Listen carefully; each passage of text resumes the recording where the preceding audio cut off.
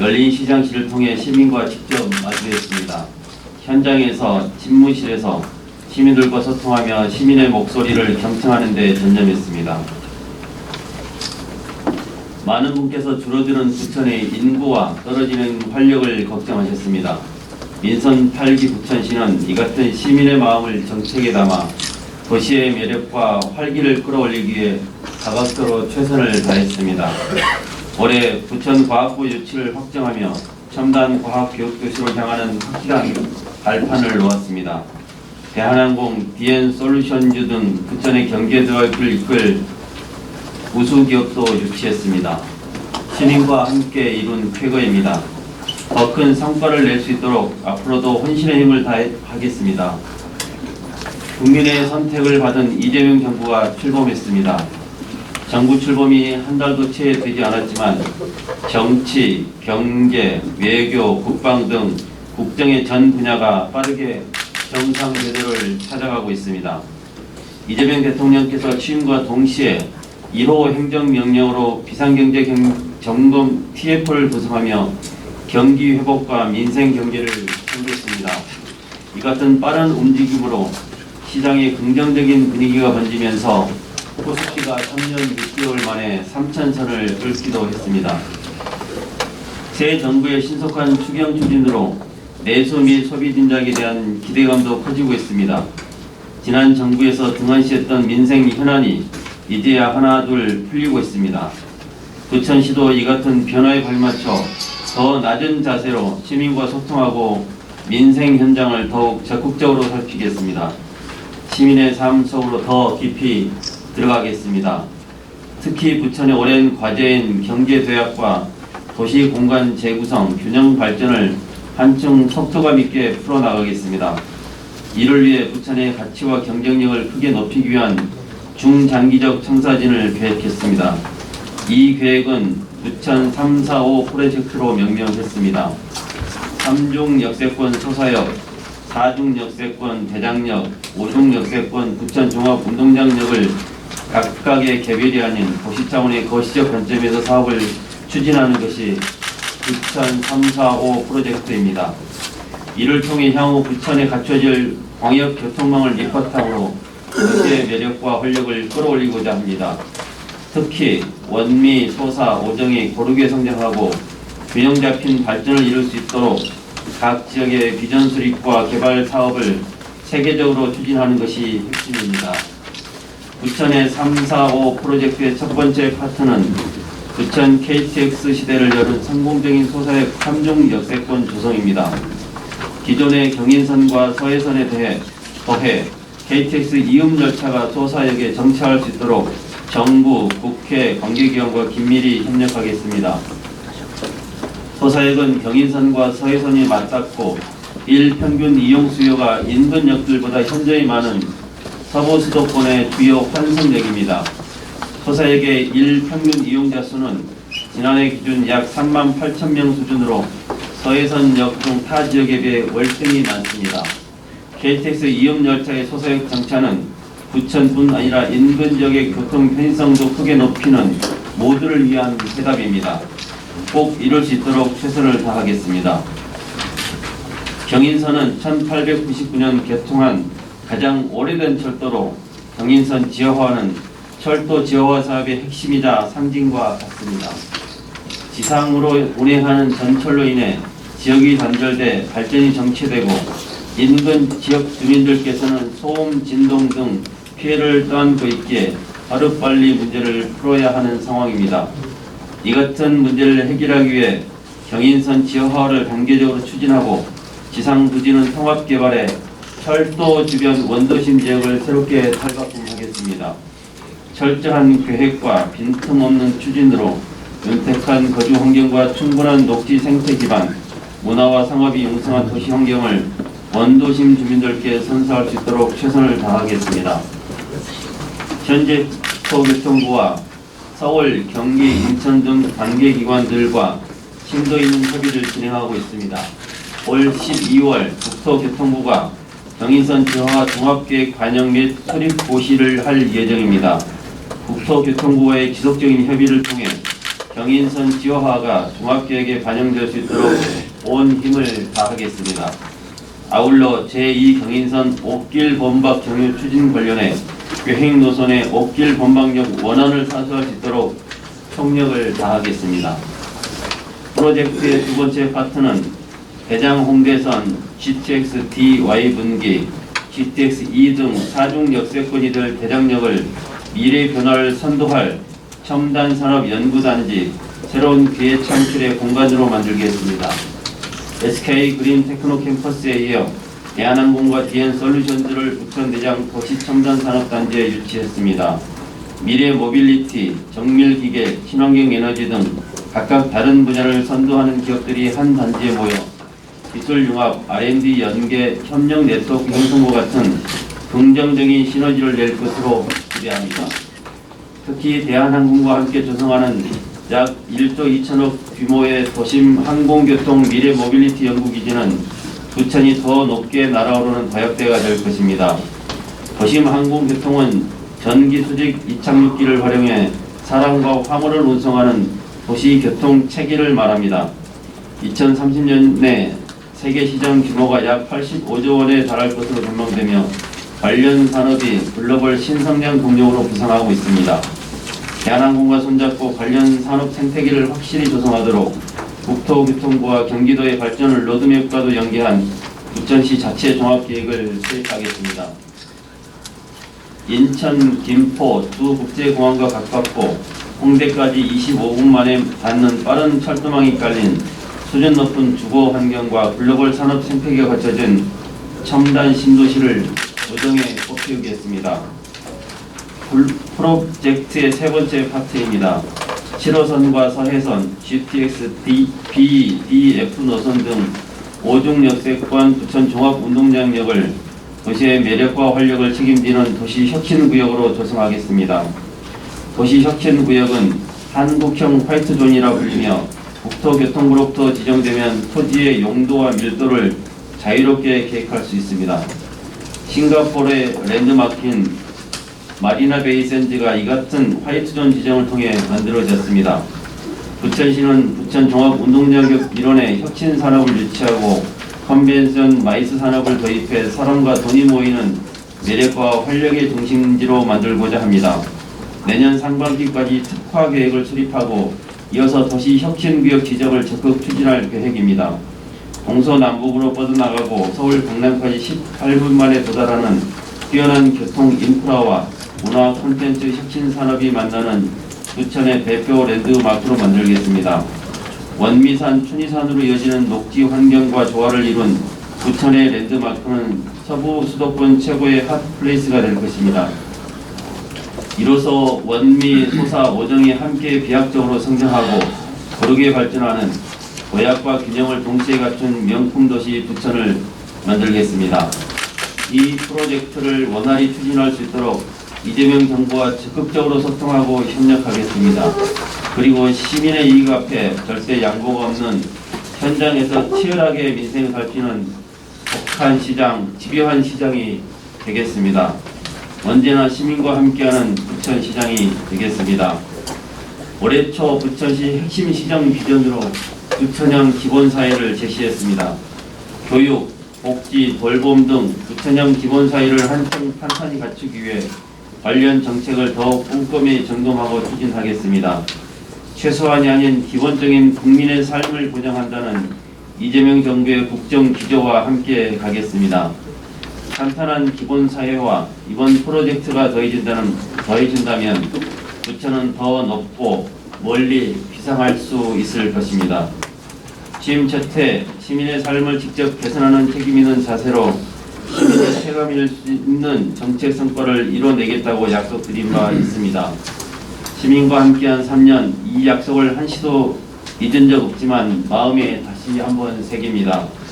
초심을 담아 민선 8기 부천시정의 비전과 역점 과제를 중단 없이 힘있게 추진하겠습니다. 오직 시민만 바라보고 시민의 목소리를 더 세심히 경청하겠습니다.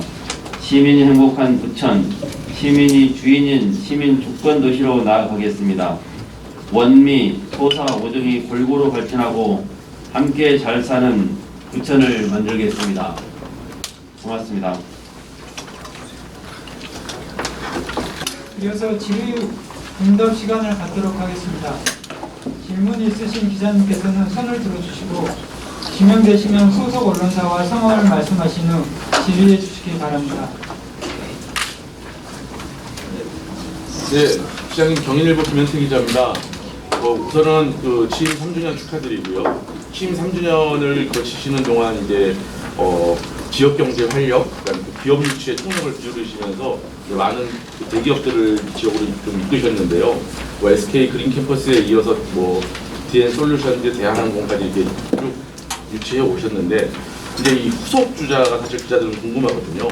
어떤 분야에 어떤 기업과 어떤 논의가 이루어지고 있는지, 혹시 이루어지고 있다면 알려주실 수 있을 만큼 좀 공개해 주셨으면 감사하겠습니다.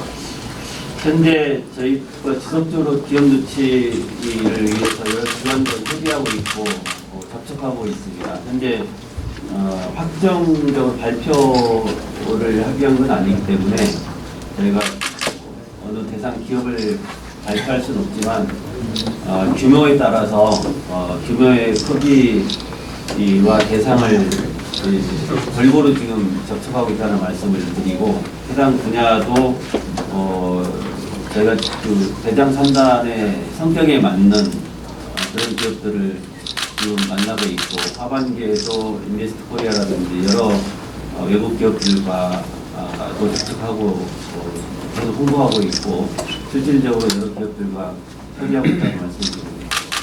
그리고 관내 기업들과 서로 연계한, 그리고 관내 기업들도 희망하고 있는 기업들이 있어서 저희들이 이 기업의 규모와 형태에 따라서 세밀하게 분석을 하고 있습니다.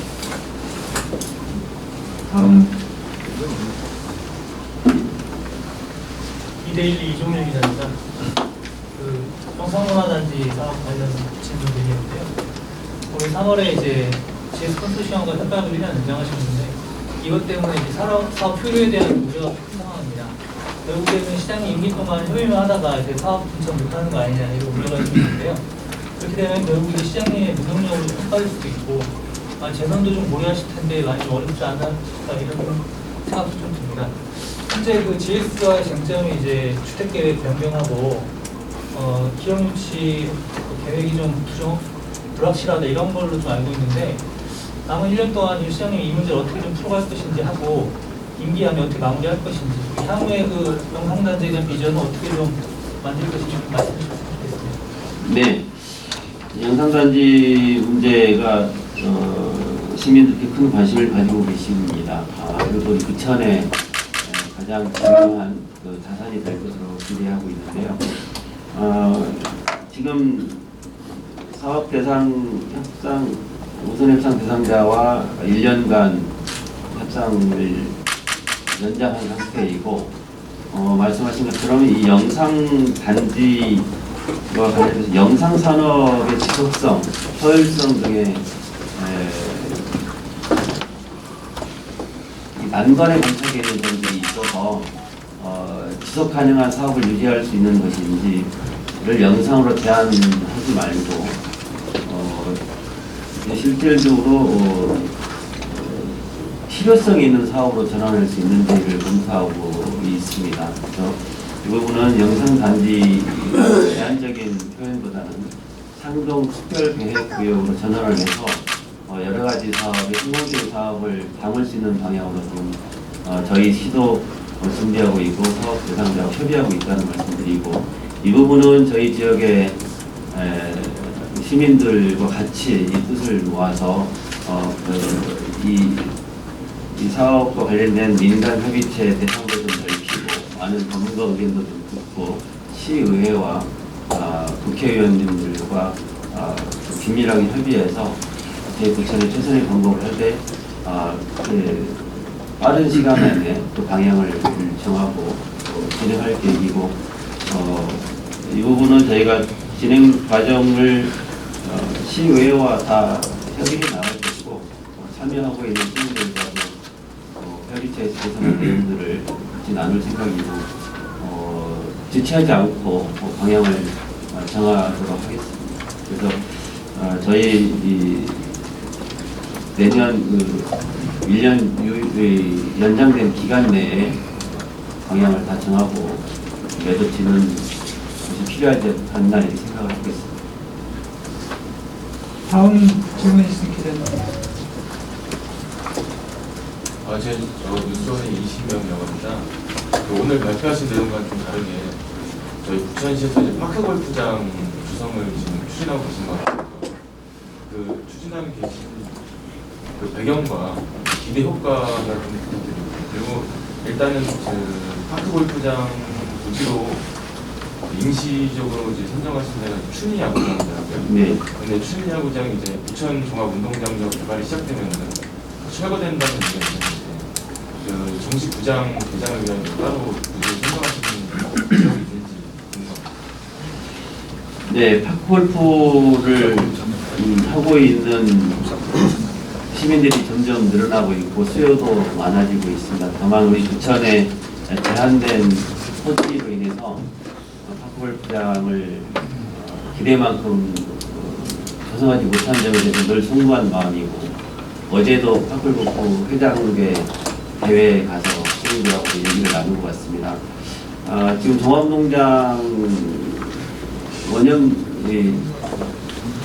이게 뒤에 설치되어 있는 파크골프장을 종합농장 앞에 있는 야구장에 오늘부터 공사가 시작돼서 9월이면은 준공을 하고 양생기간을 거쳐서 11월 달부터는 오픈하게 될 예정입니다. 거기서 파크골프를 하고, 또 저희가 파크골프 협회나 또 관련 부서에서 지금 두어 군데 정도 추가적으로 지금 이용할 수 있는 부분을 협의해 나가고 있고 진행하고 있습니다. 단기적으로는 춘희 야구장에 조성해서 운영하고 한 두어 군데 정도를 지금 협의하고 있어서 거기도 조만간 이용할 수 있을 것을 기대하고 있고, 길게는 저희가 대장 신도시를 조성하면서 그리고 소각장과 하수처리장 향후 공원화 계획들이 조성이 되고, 인근에 회수지 복구 사업에서 벌말로 좌측, 벌포천하고 벌말 좌측에 길게 체육공원이 조성될 텐데, 그 일대에 파크골프장을 조성할 수 있을 것으로 기대되고, 또 김포공항 주변의 모세립 부분에 거기도 체육시설을 할 수 있는 일을 계속 저희가 협의하고 있어서 관내 파크골프장이 단기적으로는 저희가 조성하고 있는 곳과 한 두 군데 더 활용할 수 있는 방안, 그리고 요즘에는 실내 스크린 파크골프장이 좀 생겨서 실내 스크린 파크장도 좀 활용하고 있고, 그래서 그런 부분을 좀 활용하게 되면 이 단기, 중기, 장기 계획을 제가 촘촘히 세워서 파크골프를 이용하는 분들의 불편함을 해소할 수 있을 거로 기대하고 있습니다. 잘 준비하도록 하겠습니다. 다음 네, 시장님, 저 경기인신문의 정재욱 기자인데요. 하우스 이사입니다. 네. 부천시가 경기과학부 유치에 성공함에 따라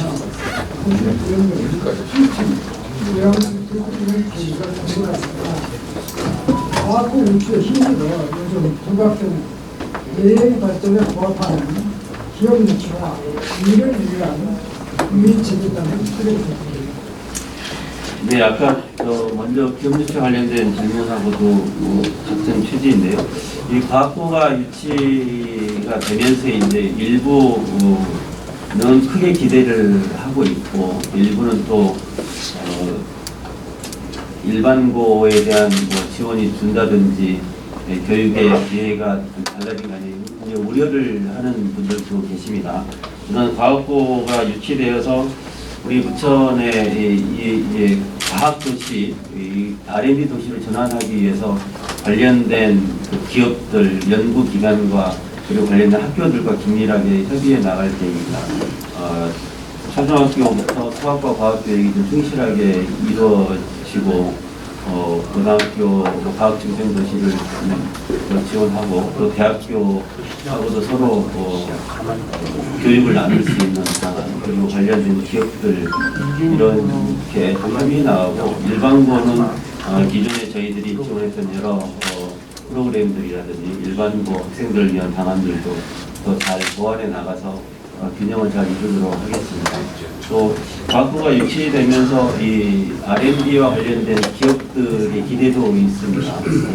좋은 인재들을 육성하고 그 인재들이 R&D 기업에 바로 취업할 수 있는 기업들도 그런 학생들하고 이 과학 실험이라든지 연구를 같이 할 수 있는 기대를 하고 있어서, 지금 해당 일부 기업들이 R&D 전문 기업들이 전부 과학고가 확정되면서 입주하게 될 R&D 기업들도 굉장히 기대를 가지고 있다는 말씀을 드리겠습니다. 다음 질문 있으십니까? 유시수의 정영기입니다.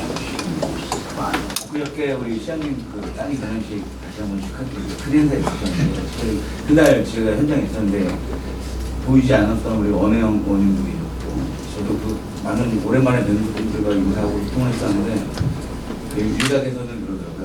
너무 많이 와서 지드래곤 행사인가 조드래곤 행사인가 모르겠다고 막, 그래서 그때도 축의금 낼 때도 막 주소도 내고 막 큰 엄청난 인파가 몰렸는데, 아무튼 다시 한번 축하드리고, 제가 지금 이제 내년에 선거 지선이 먼저 앞두고 있는데, 시민들이 가장 우려하고 이제 궁금했던 부분이 친명계냐 뭐 비명계냐 뭐 이 논란이 많아요.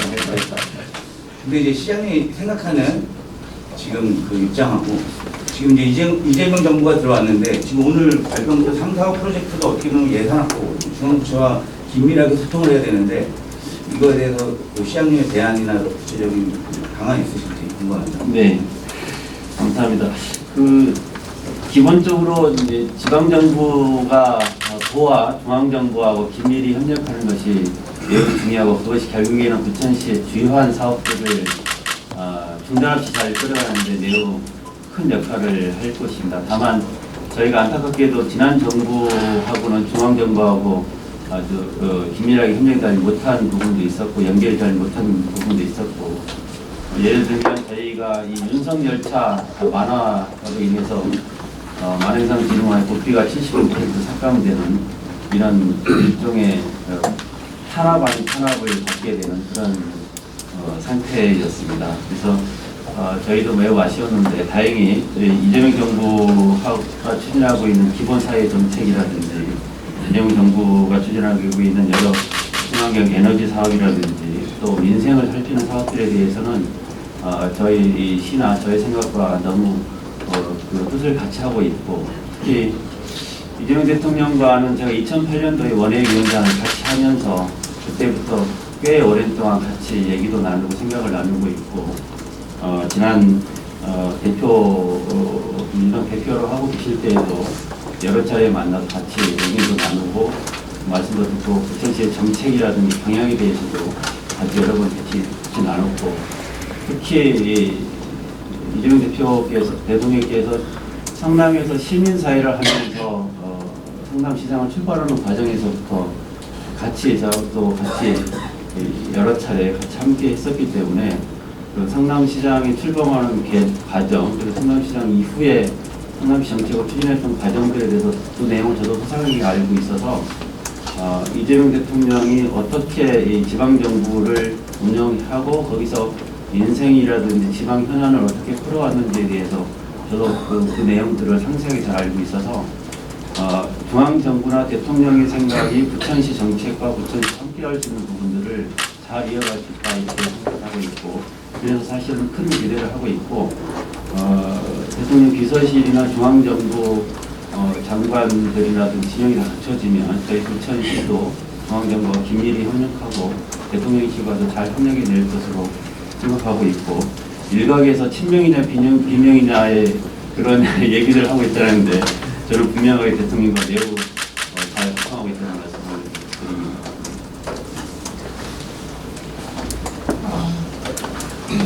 한두 분 정도만 더 하는 걸로 하겠습니다. 네, 감사합니다. 아시아투데이 장희준 기자입니다. 먼저 지난 3년간 시민 행복과 시 발전을 위해 열정을 불태우신 시장님께 수고하셨다는 말씀을 드립니다. 시장님, 최근 친환경 무상급식이 부천에서 중단될 것 같다는 일부 여론이 있습니다. 이 자리를 빌려 명확한 부천시 입장을 설명해 주시면 감사하겠습니다. 이상입니다.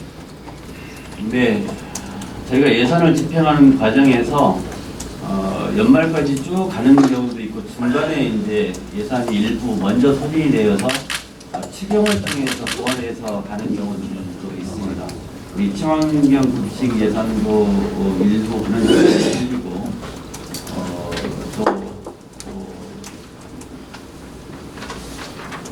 택시 콜 하는 비용도 8, 9월이나 이렇게 끝나면 저희가 추경을 통해서 확보해서 끝까지 지원을 하긴 하는데 부천시가 친환경 급식을 가장 선도적으로 추진했던 모범지역입니다. 그래서 제가 이 부분에 대한 의회에서 시의회 질의에서도 답변을 드렸는데 부천시가 친환경 급식을 잘 하는 도시의 역할을 중단 없이 진행할 계획입니다. 저희들이 예산이 일부 연말까지 쭉 가지 못하고 중간에 예산이 소진되는 경우에도 추경을 통해서 반드시 친환경 급식과 관련된 우리 아이들 먹거리 부분은 저희가 확실하게 해야 되겠다는 말씀을 드립니다. 그러니까 친환경 급식과 관련해서 일부 시군에서 친환경 급식 자체를 공급하는 데도 있고 친환경 급식하고 일반 농산물하고 차익을 주는 데도 있고 일반 농산물만 제공하는 데들이 있는데 우리 부천시는 이제부터 친환경 급식을 제공을 하면서 다른 시군보다도 더 앞서 나가고 있고 이런 부천의 친환경 급식을 통해서 우리 아이들과 함께 나가는 이 가치는 저희들이 중단 없이 반드시 해내겠고 이를 위해서 도하고도 잘 협의돼서 도에서도 친환경 급식과 관련된 거기를 확보하고 저희 시도 확보해서 매칭에 갈 부분도 매칭에 가고 저희 시의 예산을 확보해서 갈 부분도 확보해서 저희들이 중단을 해나가자는 것을 분명히 말씀드리겠습니다. 이 부분은 추경에서 저희들 시의회하고 잘 협의해서 원활히 마무리하겠습니다. 네, 감사합니다. 한 분 정도만 더 네네. 받고 저기 마무리하도록 경기방송 하겠습니다. 김민환 기자입니다. 며칠 전에 부천페이에 대해서 정부에 확대 지원 요청을 기재회를 통해서 하셨는데 부천페이에 대해서 어떤 일일경기 활성화 방안이 있으신지 네, 저희 부천페이는 또 저희가 여러 하나는 차례 말씀드렸는데 자체적으로 추경 계획이 있으신지 네, 부천페이는 여러 차례 저희가 말씀드렸는데요. 작년에 저희가 부천시 예산이 좀 줄어들면서 부천페이 예산이 좀 감소됐던 것을 저희가 이미 이 작년 수준으로 다시 회복을 했고 거기에 또 정부에서도 이번에 1차로 부천페이와 관련된 예산이 있어서 그걸 또 추가로 반영했고 2차 추경에서도 또 지역학교 관련 예산 6천억 정도가 배정이 되면 또 2차로도 저희가 또 반영해 나갈 것입니다. 그러면 저희가 작년보다 더 나은 수준으로 부천 저희가 또 발행 횟수가 좀 늘어날 것으로 기대하고 있고 저희들이 하반기에는 이전 수준을 충분히 다 회복한 이상으로 부천페이를 더 많이 해서 이 지역 경제가 활성화됐으면 좋겠고 그래서 제가 지난번에도 긴급 기자회견을 통해서 이번 추경 2차 추경에서 정부 추경에서 지역카페와 관련된 예산을 최대한 추가로 확보를 하고 했으면 좋겠다는 말씀도 드렸고 저희 부천시도 거기에 걸맞게 부천페이 관련된 예산을 최대한 확보해서 더 증액해서 발행할 예정입니다. 국비하고 도비하고 매칭 계획도 있습니까? 네, 그렇습니다. 네, 그러니까 국비도 있고 도비도 있고 저희 시도 그에 맞춰서 진행을 해드립니다. 시장님, 네. 부천시에 추진하고 있는 조합장들이 한결같은 얘기예요. 부천 명품 도시를 만든다는 건 환영하는데 지금 현재 가로수대 정비 사업이라든지 소규모 재건축 사업들이 지지부준 제자리를 긋고 있단 말이죠. 이런 건 이유는 분담금이 많아서 그렇다는 얘기예요. 그래서 임금비 원자재 상승 등으로 인해서 지금 추가 분담금이 많으니까 주민들이 전부 손을 놓고 있거든요. 다 반대하고 있고 옛날 유타운 같이 그렇게 지금 돌아가고 있단 말이죠. 그래서 이재명 정부에서 공약이 있었던데 용적률 상승이라든지 뭐 청구 완화 이런 걸 한다고 했는데 우리 시에서도 좀 특단의 조치를 취해서 그 사업성이 가로등 전기 사업 같은 데는 사업성이 없단 말이죠. 그 사업을 좀 원활하기 위해서는 좀 용적률을 좀 많이 주고 해서 특단의 조치를 취해서 좀 주민들이 소통이 틀 수 있게끔 보험과 관련해서 말씀을 드리겠습니다. 네. 이제 기자님께서도 저희 관련 부서에 그 내용을 좀 더 확인해 보시면 감사하겠습니다. 저희가 그 일부 지역은 이제 오정 지역은 도로 제한에 좀 한계가 있는 부분이 있는데 그럼에도 불구하고 저희가 가로주택이나 소규모 사업 그리고 원도심 사업을 위해서 저희가 용적률도 획기적으로 개선하는 것들을 지금 계속 발표해 나가고 있고 그래서 주민들의 사업성을 높이기 위해서 저희들이 많은 고민을 하고 있습니다. 특히 이제 원도심 지역에 요즘 이 인을 공사비나 이런 건 올라가고 그러다 보니까 소위 말하는 자산 가치가 떨어져서 비례율이 굉장히 안 좋게 나오는 부분들이 있어서 결국 그의 사업성을 높이기 위해서는 말씀하신 것처럼 용적률을 최대한 반영을 하도록 하고 그다음에 용적률 증가에 따라서 부담해야 될 부분들을 주민들이 이익이 되는 방향으로 임대 가구를 줄인다든지 그를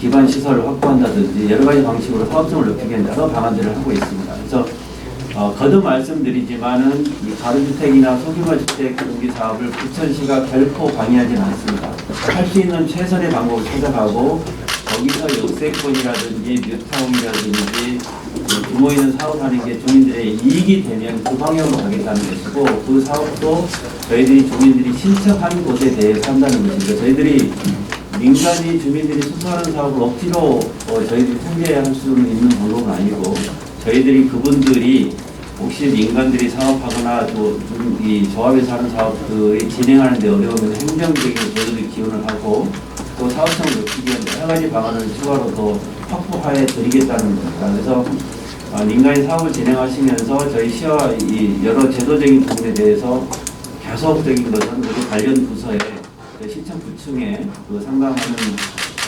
공간들이 있기 때문에 언제나 열려 있습니다. 이 부분들은 절대 소통에 소홀함이 없도록 저희 할 테니까 꼭 그런 부분도 안내해 주시고 저희 부서 얘기하시면 저희 주택국장이나 도시국장이 계시기 때문에 언제든지 말씀해 주시면 특히 요즘에 이 부천의 원도심 쪽에 30년, 40년 노후주택들이라든지 또 오랫동안 저희가 뉴타운이 매몰된 이후에 재개발이 좀 지지부진하던 부분들에 대한 주민들의 수건 사업이기 때문에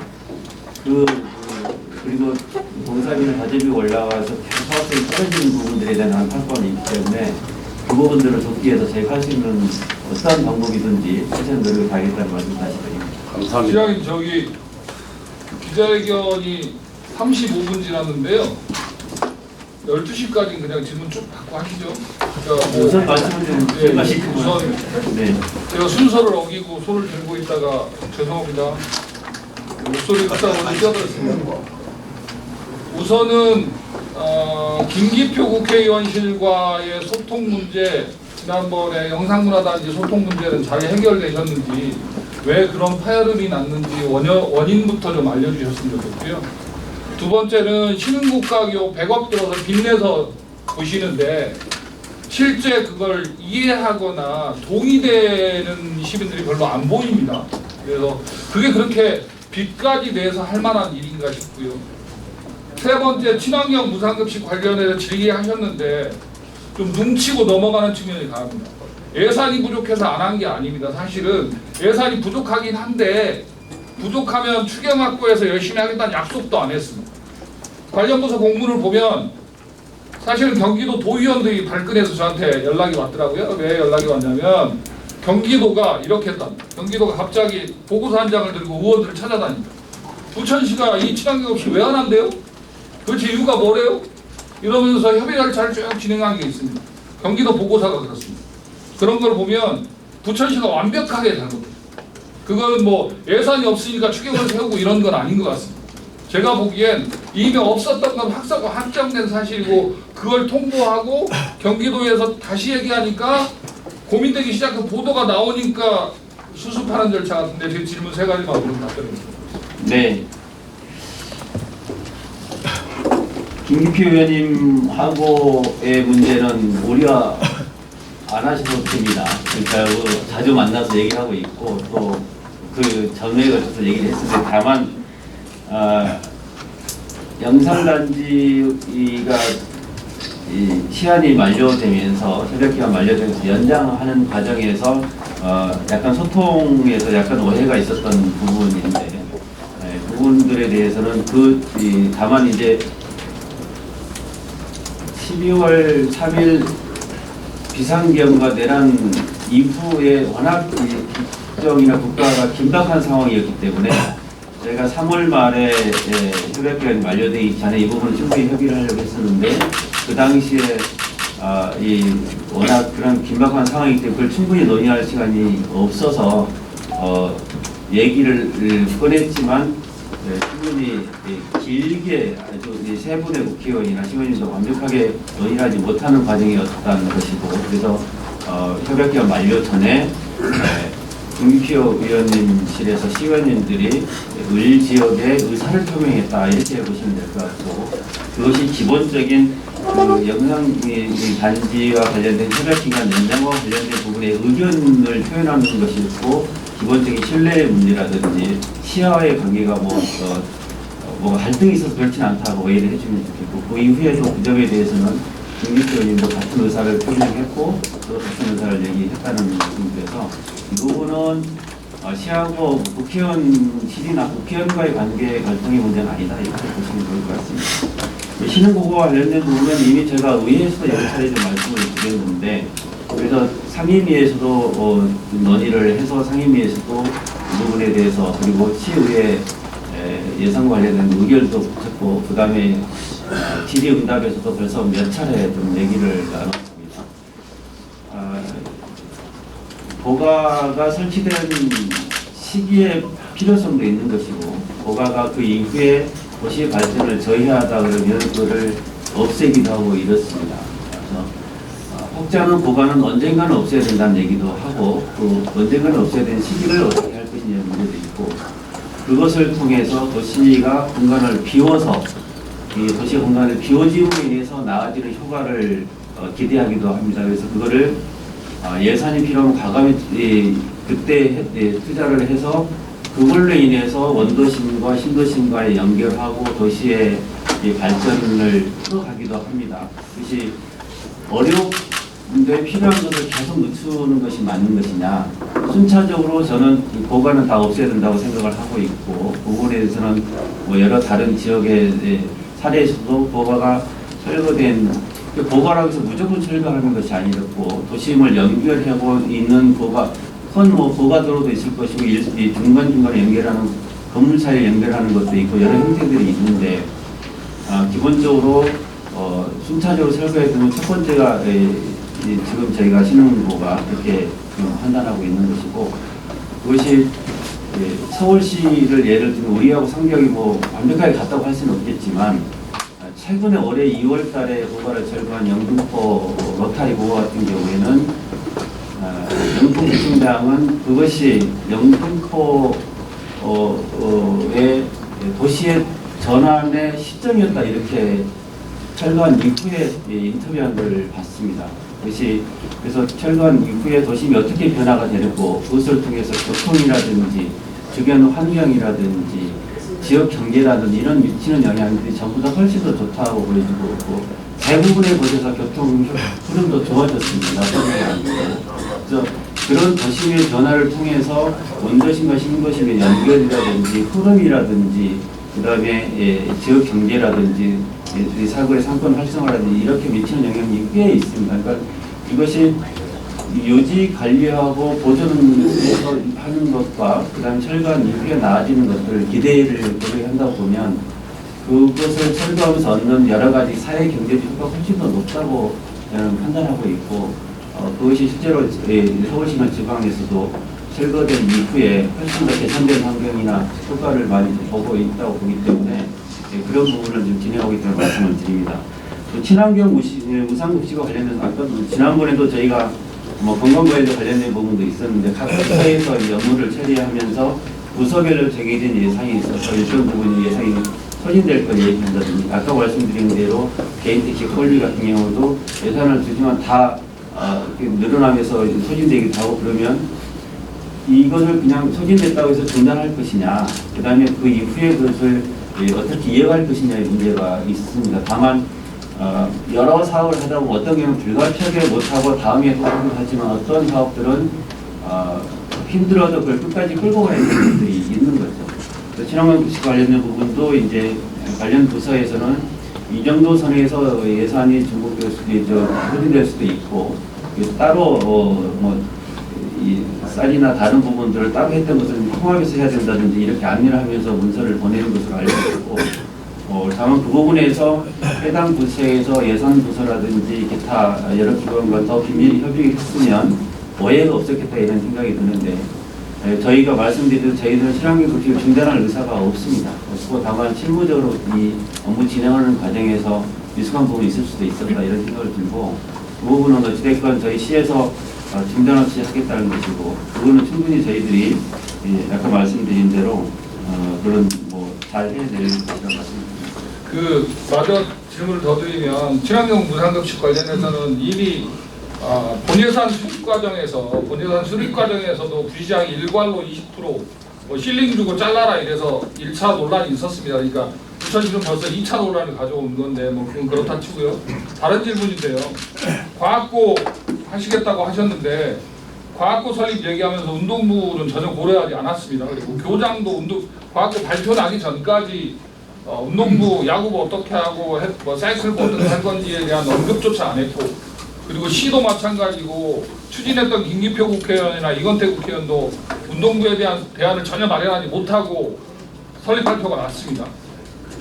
그게 사실은 그 운동부가 정상적으로 처리되지 않으면 소송까지 불사할 생각을 갖고 있더라고요. 학부모들 만나봤더니 어떻게 처리하실 건지 궁금합니다. 운동부의 문제도 어디 저희가 전혀 생각을 안 하고 했겠습니까? 다만 이제 그때 부천고 입장에서는 이 과학부를 전환했을 때 운동부에 대해서 나름의 생각이 있었던 것으로 알고 있고 다만 그 이후에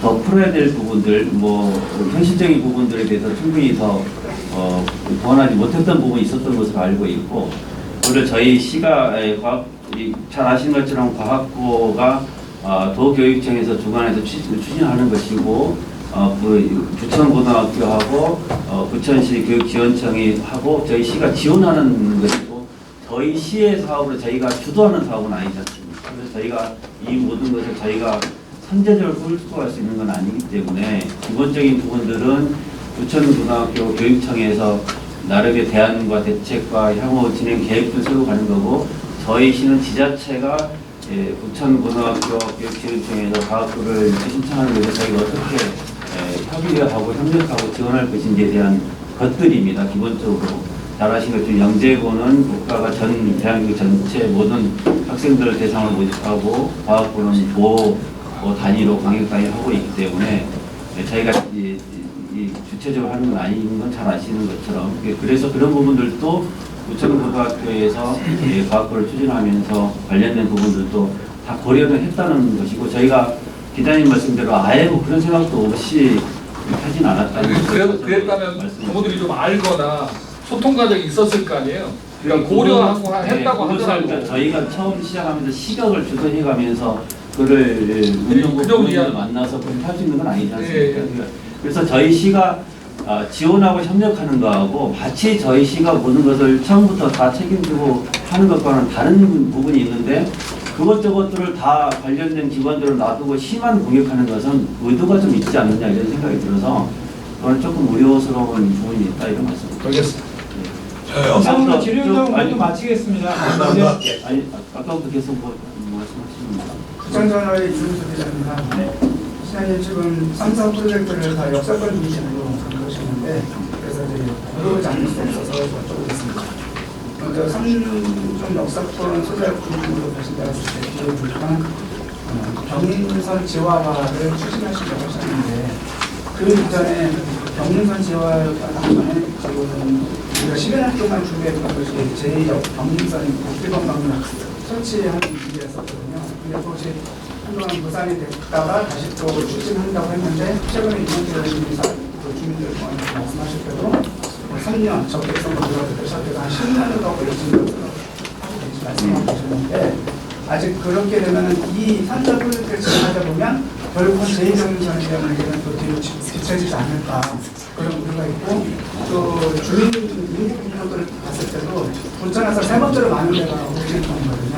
그래서 옥길동, 본박동도 있기 때문에 이런 부분에서 좀 인구수에 대비해서 교통 인프라가 제대로 되어 있지 않기 때문에 이 부분에 대해서 지금 최선을 다해서 사수하겠다고 하셨던 말씀 속에는 경제수지 있는 것을 지켜내겠다는 그런 걸로 크게 될 수 있거든요. 그래서 이 제2경인선에 대한 문제를 좀 더 명확하게 이렇게 갖고 계신지 앞으로 차기에 만약에 다시 또 민선 구비를 또 조정하시려면 이 부분에 대해서는 좀 더 확실히 접근하실 의향이 있으신가요? 잘 아시는 것처럼 제2경인선과 관련된 부분은 저희가 7년 전부터 추진을 해오는데 뭐 인천, 시흥, 광명, 뭐 서울 이 관련된 지자체들까지 다 포함되어 있는 것이고 제2경인선이 인천에서 부천을 거쳐야 되느냐 아니냐에 가지고도 논란이 있었는데 저희 부천에서는 범박 옥길 범박역을 반드시 설치하는 것이 저희 목표였고 그래서 제2경인선과 신구로선을 결합하는 방식 뭐 다른 그 광명 시흥선을 연결하는 방식 여러 가지가 고려됐었는데 지난 금요일 날도 이제 설명회가 있었는데 이 사업성을 이 사업 적격성에서 이제 사업성이 나와야 되는데 광명 시흥 같은 경우는 지금 시성지 신도시가 계획만 돼 있지 현재 주민이 살고 있지 않기 때문에 거기서 이제 사업성에 충분히 반영되지 않은 측면이 있어서 그런 이제 사업성을 다시 좀 검토하는 과정이었고 그때 지금 현재 국토위원장께서 인천 청와에서 출발하는 부분들에 대해서 이 옥길 범박 주민들이 사업에 대해서 어떻게 되는지 궁금해하시니까 직접 국토위원장이 직접 부천 옥길동에 오셔서 설명회를 하신 겁니다. 국토위원장이 어떻게 이 사업을 추진해왔고 7년 동안에 어떤 부분이 안 됐었는데 앞으로는 어떻게 해서 보완해서 이 부분을 분명히 하겠다. 그리고 이 사업을 진행하다 보면 이렇게 또 사업에 대해서 이 행정 절차가 진행되는 것이고 공사를 하고 실제로 운영되는 것까지 얼마 걸 것인지 로드맵까지 분명하게 제시를 했다는 것입니다. 그래서 이 옥길의 주민들은 이 경인선과 신구로선이 제2선이 합쳐지는 번선이 어떻게 되는 것이고 거기에 사업성을 높이기 위해서 신림신천선 지선을 어떻게 붙이는 것이고 그때 이 옥길 범박역이 유지가 되는 것인지 아니면은 뭐 번성이 없어지고 마치 신림신천선만 뭐 유지되는 것인지 이런 여러 가지 부분에 대해서 제가 2시간 정도 시민들과 대화를 나눴었는데 그때 명성교 국토위원장도 분명히 말씀하셨고 이경태 의원도 국토위원으로서 분명히 얘기했고 저희 시도 분명히 얘기를 했고 제2경인선 번선과 사업선을 통해 신림신천선의 지선 이 계획들이 이 철도 사업에 반영되어서 성공할 수 있도록 하겠다. 그리고 제2경인선이 진행되는 동안에 이 번선에서 옥길 범박역을 분명하게 설치되는 것은 변함이 없다. 이 부분을 명확하게 설명하기 위해서 설명을 했던 것이고 지금 국토위원장께서도 와셔서 분명하게 그걸 말씀드렸기 때문에 그거는 저희가 가장 명확하게 시민들에게 설명하기 위한 자리였습니다. 그래서 이것이 저희가 지금 뭐 경인선 지화 사업이라든지 이런 사업에 밀려서 이 사업이 안 되고 이런 것은 아니고 제2경인선 부분은 저희가 가장 중요한 사업으로 지금 진행되고 있고 현재 진행하고 있고 추진하고 있는 사업들이기 때문에 그 그걸 설명하는 겁니다. 원래는 그 설명을 4월 달에 하기로 했었는데 대선 일정이 있어서 늦춰진 것이고, 그래서 명성기 위원장은 이건 9월 달에 이 모든 걸 다 정리해서 다시 올리기로 했기 때문에 그런 점들이 절대 늦춰지지는 않고 제대로 계획대로 잘 진행할 것이라고 말씀드립니다. 이상으로 네. 성북원의 시민 황교우입니다. 시장님께서 우리 시정에 열심히 하시는데요. 한 가지 여쭤보고 싶은 게 우리가 지금 민선시장 3년을 하시고 이제 1년 남으셨는데 혹시 시장님께서 근무하시면서 저는 부천 시민이 지금 인구가 많이 지금 줄고 있었고, 그 다음에 재정 자립도가 지금 굉장히 우리 경기도만 따져도 굉장히 열악한데 거기에 대해서 고민을 좀 해보신 적이 있으신지. 저는 부천 시민의 브랜드 가치는 재정 자립도도 영향을 미친다고 봅니다. 그래서 혹여 개인적으로 우리 시장님께서 부천시에 예전에 좀 번창했던 재정 자립도, 그래서 지금 현재 뭐 수원이나 용인이나 그 특례시를 100만 이상이 되면 그렇게 하고 있는데 우리 인구가 아주 뭐 엄청나게 줄어든 이런 현실에서 우리 시민들 그 유입 계획이나 아니면 출산이라든지 아니면 재정 확충할 수 있는 방안에 대해서 혹여 고민해 보신 적이 있으신지, 그 대안이 있으시면 말씀해 주시면 고맙겠습니다. 네, 부천시가 지금 가장 고민을 많이 하고 있는 부분입니다. 고민해본 적이 있는가 이런 늘 고민하고 있는 지점이고, 또 재정 자립도를 확충하기 위해서 좋은 기업을 유치하고 기존에 있는 기업들을 더 저희가 지원해서 더 성장할 수 있도록 돕는 게 저희 일입니다. 저희가 기업도 그렇고 사람도 그렇고 도시도 그렇고 성장하고 정치하고 쇠퇴하고 또 거기서 혁신하고 쇄신해서 다시 또 성장이 나가고 이런 것들을 반복해 나가는 과정이죠. 우리 부천시는 이 좁은 이 지역 내에서 많은 산업과 인구들이 모여 살면서 많은 문화도 키우고 많은 발전을 해왔는데 도시가 이제 발전의 과정에서 여러 가지 환경이나 토지 가격이 상승하고 사람들이 밀집도가 높기 때문에 또 외부의 신도시들로 이전하는 경향도 있고, 공장들은 사업성을 높이기 위해서 지방으로나 아니면 수도권 외곽으로 옮겨지는 경우도 있죠. 또 일부는 수도권 정비법에서 수도권 내에서 신규 공장을 개설하거나 사업을 유지하기가 어려운 중과세를 한다든지 여러 가지 규제를 하는 부분들도 사실은 있습니다. 그래서 수도권에서 그런 규제들이 발목을 잡고 있는 부분들을 풀기 위한 노력, 제도적인 부분도 법률적인 부분도 풀어야 될 것이고, 또 병행해서 저희가 기업을 유치하기 위해서 대장 산단도 유치하고, 또 원도심에 있는 오래된 곳들, 테크노파크 환경 개선을 위한 것도 노력하고 있고, 결국에는 교육 환경이 좋아야 되고 주거 환경이 좋아야 되고 산업 생태계가 좋아져야 새로운 인구가 유입되고, 그리고 청년들도 많이 있어야 되기 때문에 아까도 뭐 질문하셨지만 원도심의 주거 환경도 속히 개선을 해야 되고, 그래서 젊은 사람들이 많이 유입될 수 있고 그래야 된다고 생각합니다. 그래서 그런 부분들에 대해서 저희들이 늘 고민하고 있고, 또 언론에서도 또 좋은 방안이 있으면 제안해 주시면 저희와 함께 고민해 나갔으면 좋겠습니다. 한 분만 이제 답변 마치겠습니다. 감사합니다. 저는 권수희 기자고요. 제가 질문드리고 싶었던 건 비슷한 맥락인데요. 제가 주변에 인터뷰를 했을 때 시장님이 가장 큰 업적은 그 3개국 부활이었던 것 같거든요.